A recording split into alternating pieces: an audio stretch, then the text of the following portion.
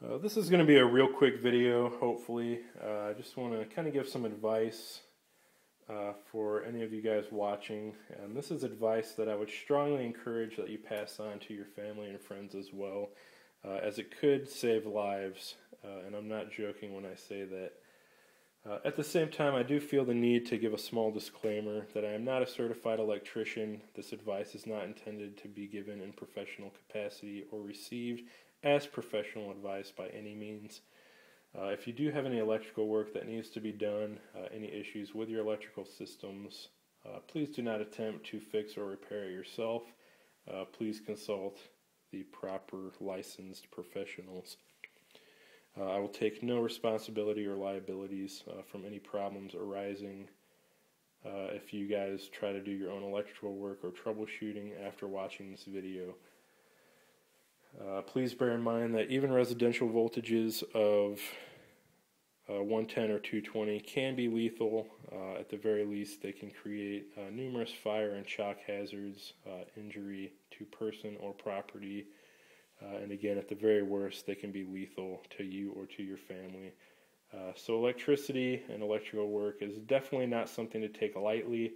That's why we have professionals. They go through a very extensive apprenticeship and training program and have a lot of experience under their belt hopefully before they're allowed into your house to do any work or into your business or shop.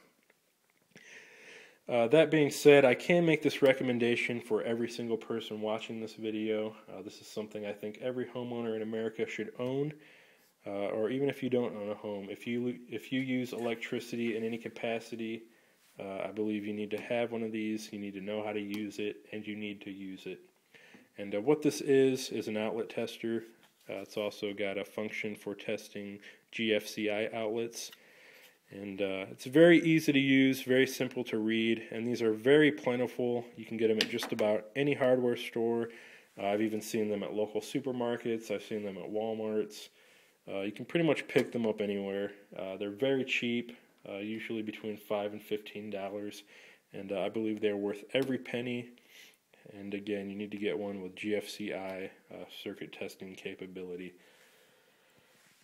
And on top of that, after you buy one, I believe you need to go home, go out to your shop, go anywhere else that you use electrical outlets, test every single outlet, top and bottom, because even on single duplex outlets, such as I'm showing you here, the top and bottom can show different readings under the right circumstances. So make sure that both halves of the outlet are wired correctly, are functioning correctly. And please forgive that I do not have a cover on there. That's another recommendation that I think I can make. Every outlet in your house needs to have a cover over it for safety reasons. Little fingers easily find their ways in between those, as well as sometimes other things. And it's just not worth not having the covers on. The only reason mine is off right now is because I just replaced that outlet. But if you can plug in a coffee maker, TV, radio, lamp, you can use one of these. Just plug it in, read the lights, verify that they correspond to the correct status. And don't worry if you don't understand all of the various light combinations, if you don't know what an open ground or neutral is, or an open hot. Don't worry if you don't know what a reverse ground and hot or hot and neutral are. The only thing that you need to understand is how to verify that it's correct. For this one in particular, it's having the two lights on the right lit up, or if it's something else, whether not lighting up at all or a different combination. You need to understand that, and if there is an incorrect lighting combination, if the correct sequence is not lit up for any type of outlet, you need to call a certified electrician right away and have that problem remedied. It could mean your life, it could mean your family's life, and I'm not joking when I say that. I also encourage you guys, again, to get one with GFCI testing capabilities. Press the button after you plug it into the GFCI outlet.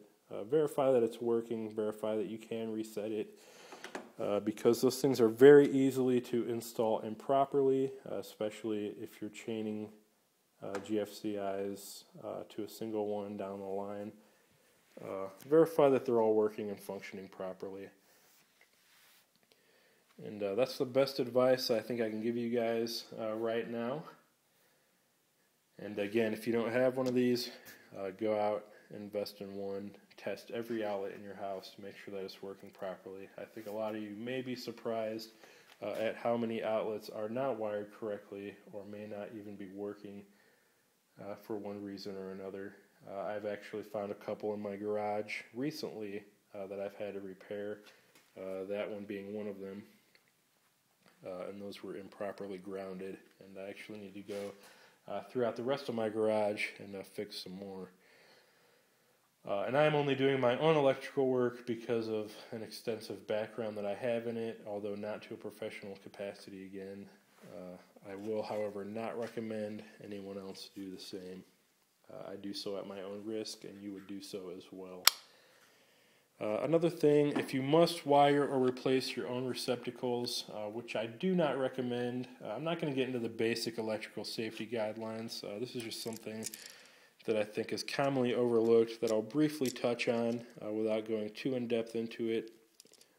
Do not use these push-in terminals in the back of switches or outlets. They're really not all that reliable, even in newer outlets. Please use the screw terminals. Make sure you know how to properly install a wire onto a screw terminal, as it's very easy to even mess that up. But if you do have to do your own work, which I don't recommend, please do not use the push terminals. I've had so many issues in the past with those coming loose, with having faulty outlets, dead outlets, shorts, and other things because these push terminals were used. And in fact, I just had to replace 4 outlets on this wall because every single one of them had loose wires pulling out of these push terminals, and the outlets were removed far too easily. I don't think I'm going to say anything else, just because it's really not something I want to get into. Just take away from this the most important thing. Get an outlet tester, use it, check every outlet top and bottom, left and right depending on your configurations. Make sure that they are working, correctly wired, and functional. Again, it could save your life, it could save your family's life, because a faulty outlet, even one with a loose ground connection, could cost you your life under the right circumstances. So please take my word for it. Invest in one of these. They're very cheap, very easy to find, extremely easy to use. And tell your friends, tell your family. I know Christmas just passed, but give some belated gifts, give some stocking stuffers. Make sure everyone you know has one of these and uses them. Because believe it or not, there are lots of faulty outlets in a lot of houses that go unnoticed until something does go wrong and there's a fire, a shock, an electrocution, and it's just not worth it not to have one of these. So that's my video for tonight. Hopefully it gets you guys thinking, gets you guys to be a little more proactive. I hope everyone that watches this immediately goes out and purchases one of these if you do not have already. If you do have one laying around, please go back and check every outlet in your house. Believe me, you may be surprised at what you find. So that's all for this video. I know it's not exactly related to making knives, but I felt it was something that was very important after I myself had to replace some outlets in my garage due to faulty wiring. So figured I'd share that with you guys, take it for what it's worth, and please feel free to rate, comment, and or subscribe if you have not already. Thanks for watching, guys. I'll talk to you later.